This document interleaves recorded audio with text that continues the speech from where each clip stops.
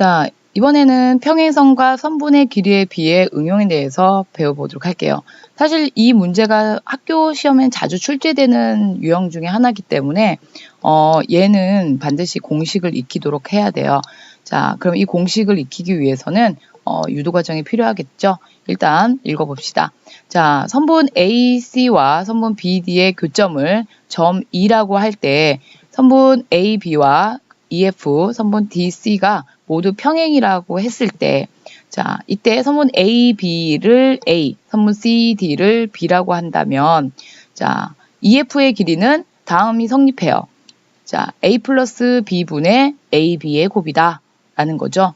자, 이 공식을 우리가 반드시 암기를 해두는 게 좋아요. 선생님은 학생들한테 이거 반드시 외워놔라. 그렇지 않으면 좀 이걸 이 EF를 구하는 데는 좀 번잡스럽기 때문에 시간이 조금 많이 소요가 된다. 그러면서 웬만하면 외우도록 강요를 하는 부분이 있어요. 자, 하지만 유도 과정을 익히고 난 다음에 외우도록 해야 되는 거죠. 자, 이 유도 과정을 알기 위해서는 2번의 관계가 성립되는 걸 이해를 해야 돼요. 먼저. 자, AE와 AE 대 EC의 길이의 B와 BE 대 ED의 길이의 B는 BF 대 FC의 길이의 B가 전부 다 A 대 B가 됨을 이해를 해야 된다는 거예요. 자, 그 이유는 뭐냐면 일단 요 앞에 것부터 먼저 설명을 해볼게요. 이 앞에 자 대응되는 거. 자, 여기에서는 지금 삼각형 EAB와 그리고 삼각형 ECD가 이렇게 있죠. 그런데 얘네들이 평행이에요. 두 밑변이 평행을 이루기 때문에 이 각과 이 각은 우리가 억각으로서 그 크기가 같음을 알 수 있죠. 마찬가지로 이쪽도 이 각과 이 각도 억각으로서 그 크기가 같음을 알 수 있어요. 그러면 삼각형 EAB와 삼각형 ECD는 우리가 어떤 닮음이라는 걸 알 수 있어요? 바로 AA 닮음이라는 걸 알 수 있어요.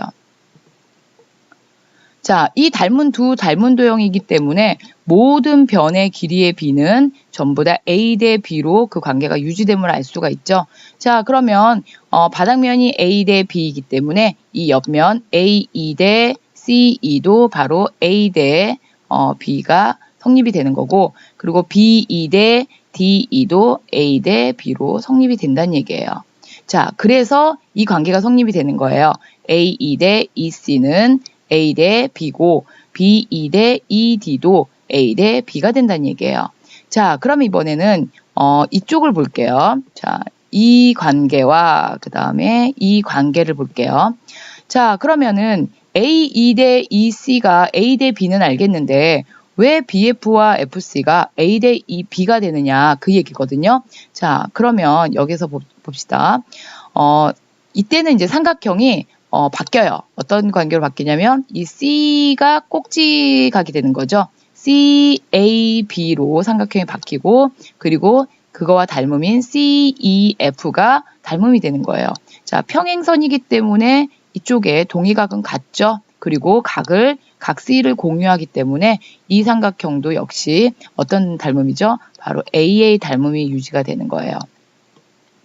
자, A의 닮음인 도형이기 때문에 결국은 옆면에서 우리가 눈사람 공식 기억하죠? B 대 A는 여기서도 어떻게 돼요? 바로 B 대 A가 되는 거예요. 자, B 대 A가 되는 거예요.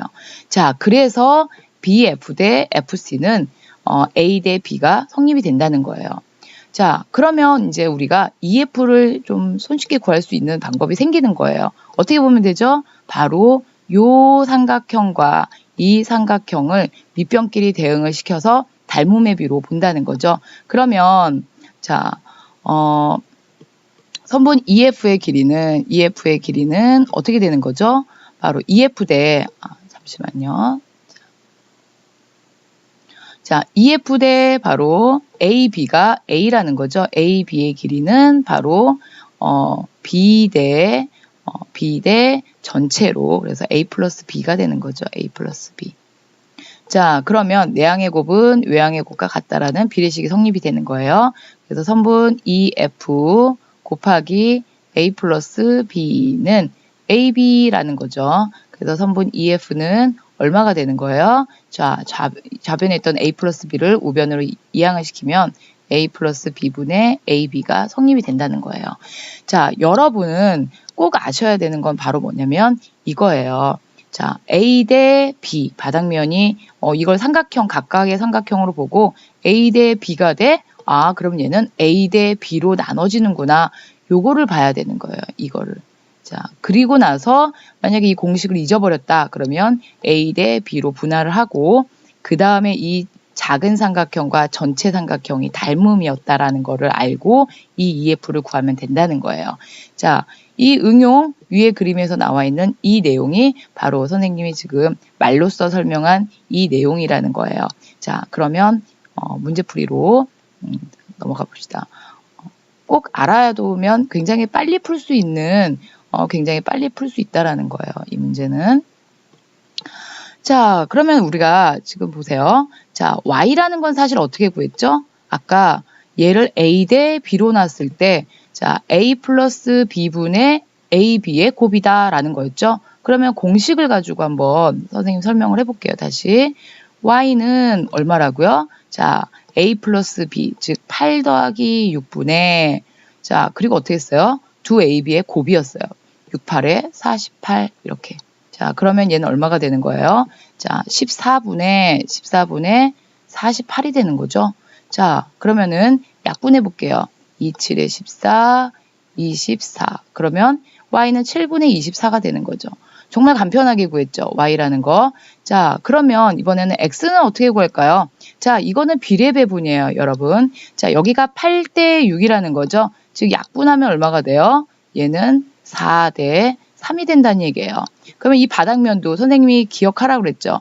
이거 대 이거는 바닥면 분할된 요 부분의 b와 같다. 그래서 여기가 4대 3으로 분할이 된다는 얘기예요. 자, 그러면 전체 길이가 얼마였죠? 12였어요. 자, 우리가 x를 구할 때는 x는 어떻게 구하면 되냐면 전체 길이 12에서 비례배분이죠. 초등학교 때 배웠던 비례배분 4와 3을 더해서 자, x가 차지하는 부분은 이 4와 3을 더한 부분에서 4라는 부분이에요.